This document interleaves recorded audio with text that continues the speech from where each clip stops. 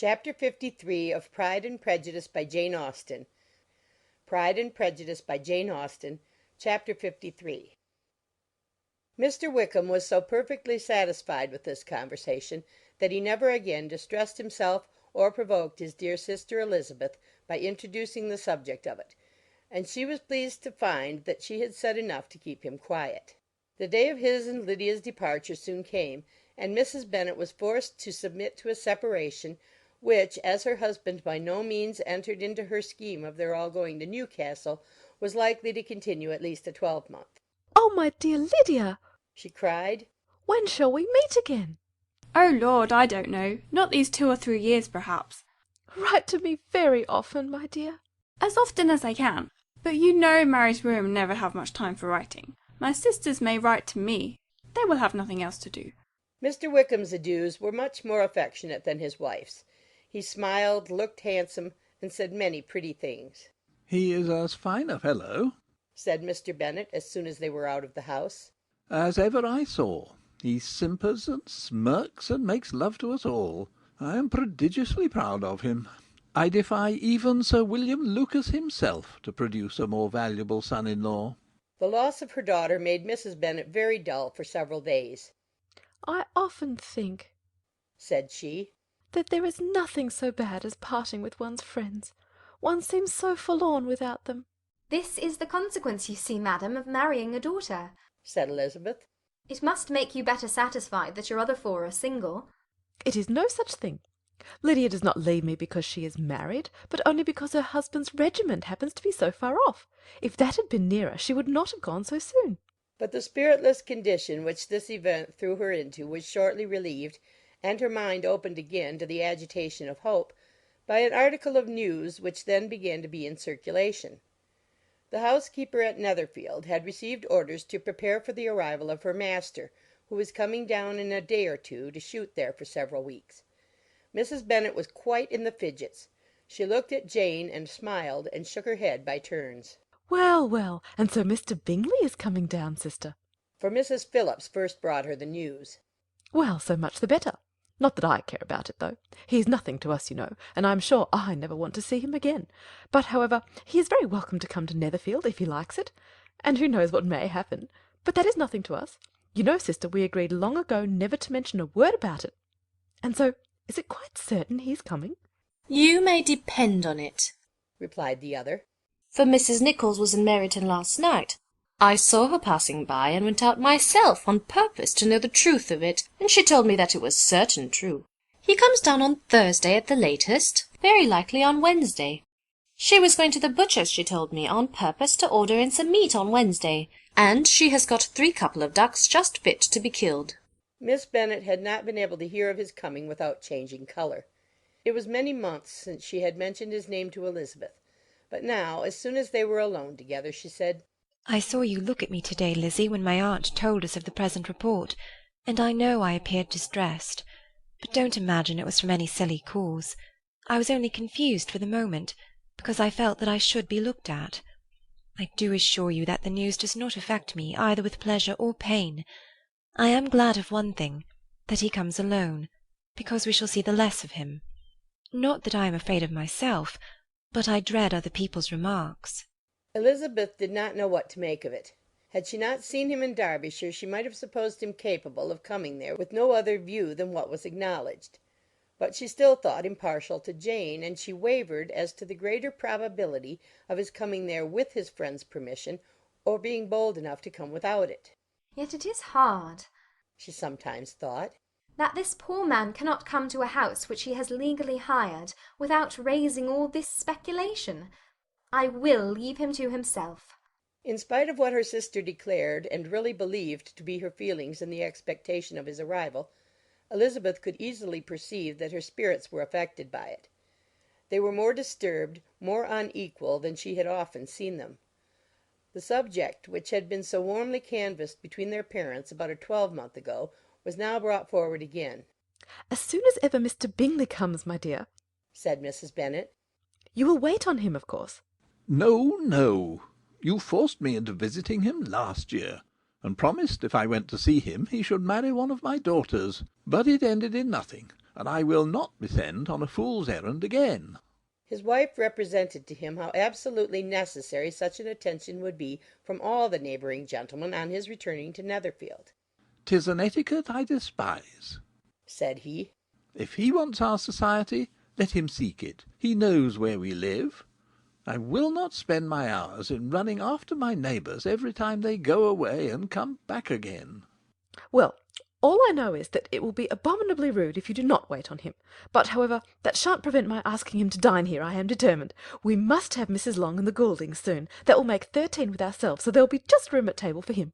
Consoled by this resolution, she was the better able to bear her husband's incivility, though it was very mortifying to know that her neighbours might all see Mr. Bingley in consequence of it before they did. As the day of his arrival drew near, "I begin to be sorry that he comes at all," said Jane to her sister. "It would be nothing. I could see him with perfect indifference, but I can hardly bear to hear it thus perpetually talked of. My mother means well, but she does not know.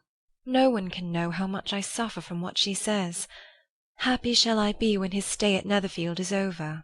I wish I could say anything to comfort you, replied Elizabeth. but it is wholly out of my power.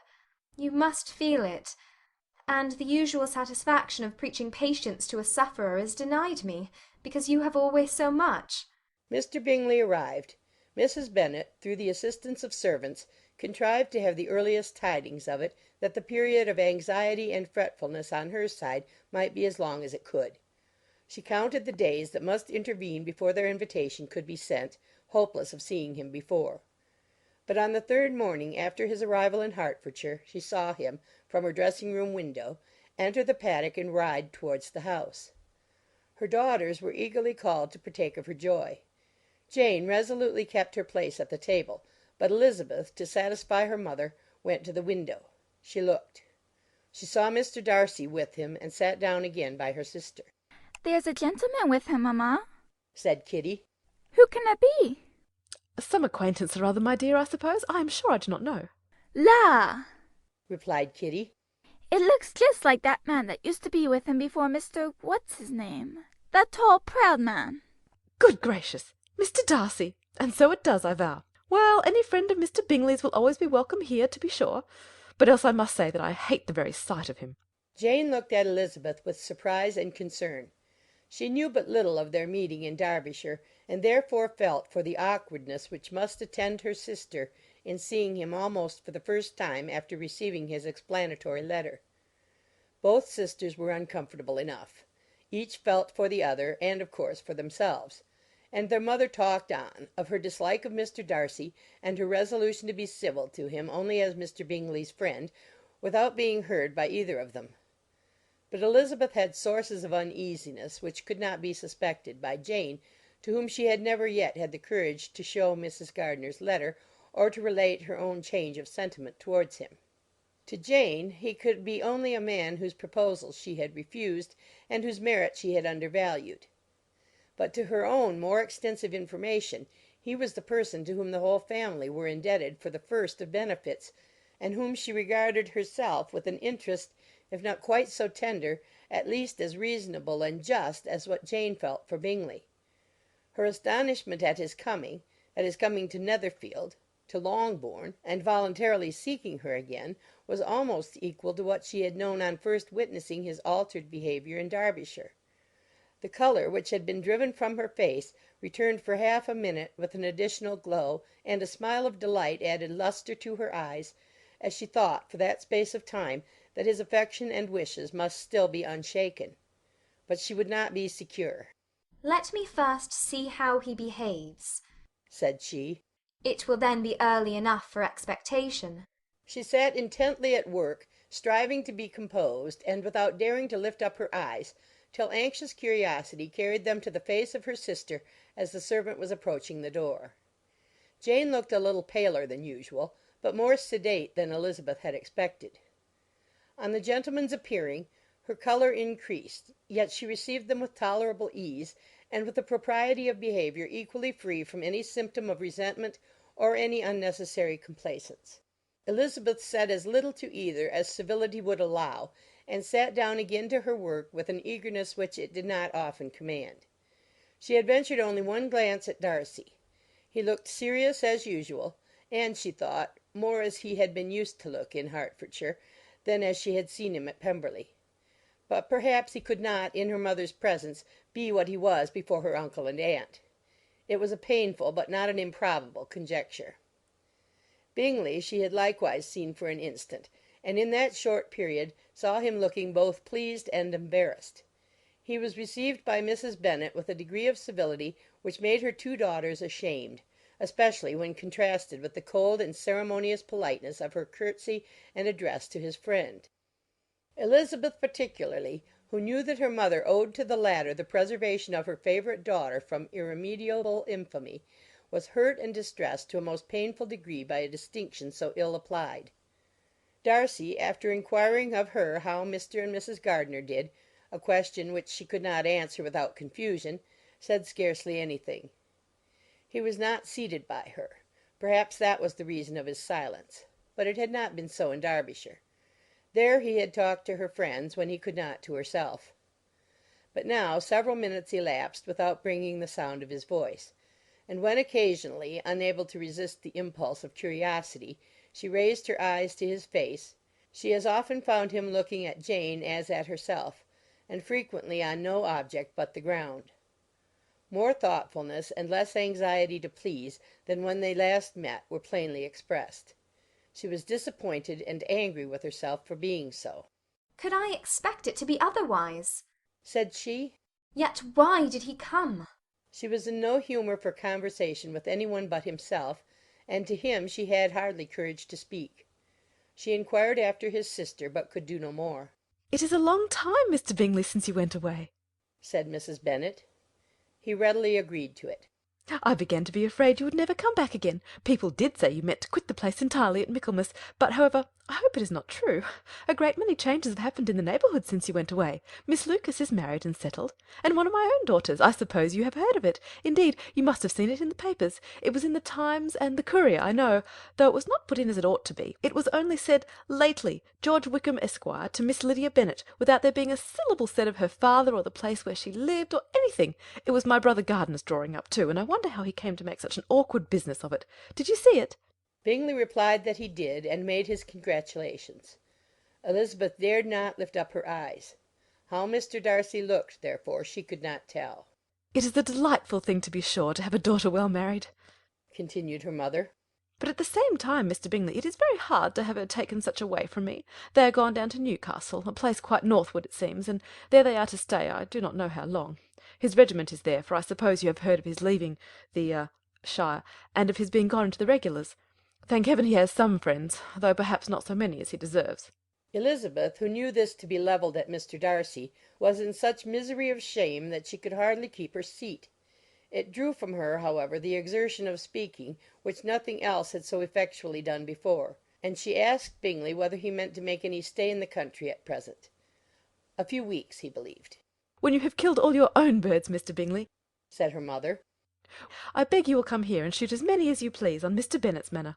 I'm sure he'll be vastly happy to oblige you, and will save all the best of the coveys for you." Elizabeth's misery increased at such unnecessary, such officious attention.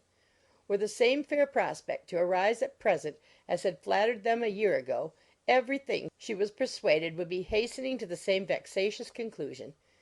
At that instant she felt that years of happiness could not make Jane or herself amends for moments of such painful confusion. "The first wish of my heart," said she to herself, "is never more to be in company with either of them. Their society can afford no pleasure that will atone for such wretchedness as this. Let me never see either one or the other again." Yet the misery, for which years of happiness were to offer no compensation, received soon afterwards material relief from observing how much the beauty of her sister rekindled the admiration of her former lover. When first he came in he had spoken to her but little, but every 5 minutes seemed to be giving her more of his attention. He found her as handsome as she had been last year, as good-natured and as unaffected, though not quite so chatty. Jane was anxious that no difference should be perceived in her at all, and was really persuaded that she talked as much as ever, but her mind was so busily engaged that she did not always know when she was silent. When the gentlemen rose to go away, Mrs. Bennet was mindful of her intended civility, and they were invited and engaged to dine at Longbourn in a few days' time. "You are quite a visit in my debt, Mr. Bingley," she added, "for when you went to town last winter you promised to take a family dinner with us as soon as you returned. I have not forgot, you see, and I assure you I was very much disappointed that you did not come back and keep your engagement." Bingley looked a little silly at this reflection, and said something of his concern at having been prevented by business. They then went away. Mrs. Bennet had been strongly inclined to ask them to stay and dine there that day, but though she always kept a very good table, she did not think anything less than 2 courses could be good enough for a man on whom she had such anxious designs, or satisfy the appetite and pride of one who had 10,000 a year. Chapter 54